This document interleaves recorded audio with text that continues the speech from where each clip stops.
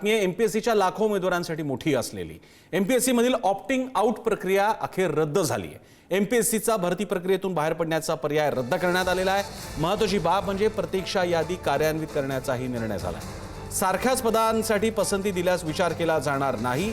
पुढारी न्यूजने ही बातमी लावून धरली होती, कारण या ऑप्ट आउट प्रक्रियेतून बाहेर पडण्यासाठी काही मंडळी पैसे घेत होते अशी बातमी पुढारी न्यूजने समोर आणली होती आणि त्याची दखल घेत हा अतिशय महत्त्वाचा धोरणात्मक निर्णय एमपीएससीने घेतलेला आहे। या संदर्भात एक ऑडिओ क्लिप व्हॉट्सअप चॅटच्या पुराव्यासह पुढारी न्यूजने त्याची बातमी केली होती। अधिक माहिती देण्यासाठी पुन्हा जाऊयात आपले प्रतिनिधी किरण ताजणेंकडे।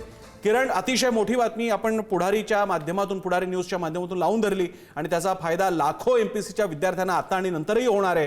काय याच्या मागचे धागेदरे होते, काय आणखी इनपुट्स या बाबतीतले पुढे आले?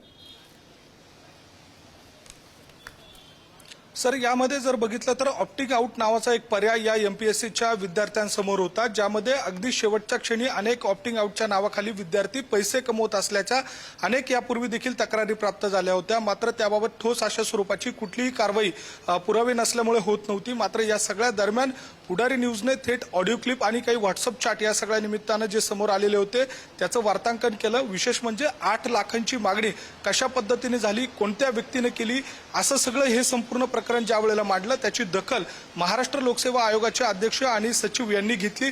तातडीने या सगळ्या संदर्भामध्ये कारवाई करू अशा स्वरूपाचं आश्वासन देखील दिलेलं होतं आणि अवघे 24 तास उलटत नाही तोच महाराष्ट्र लोकसेवा आयोगाच्या प्रसिद्धी पत्रकाच्या माध्यमातून ऑप्टिंग आउटची जी प्रक्रिया आहे ती रद्द करण्याचा निर्णय झाला अशा स्वरूपाची माहिती दिली।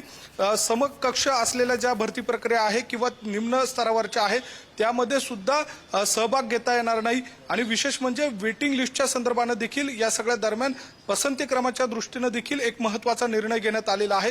त्यामुळे ही संपूर्ण प्रक्रिया जर बघितली तर एमपीएससी जे देणारे विद्यार्थी आहेत त्यांच्या दृष्टीने हा महत्त्वाचा आणि ऐतिहासिक निर्णय महाराष्ट्र लोकसेवा आयोगाने घेतलेला आहे। त्यामुळे येत्या काळामध्ये मोठ्या प्रमाणात विद्यार्थ्यांना दिलासा मिळणार आहे।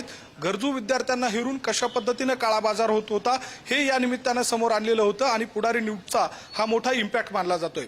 प्रसन्न सर, धन्यवाद किरण, तुम्ही दिलेल्या माहितीबद्दल आणि अभिनंदन। आपण एक मोठी बातमी या निमित्तानं लोकहिताची, एमपीएससीच्या धोरणात्मक बदलांमध्ये हस्तक्षेप करणारी अशी बातमी होती। धन्यवाद।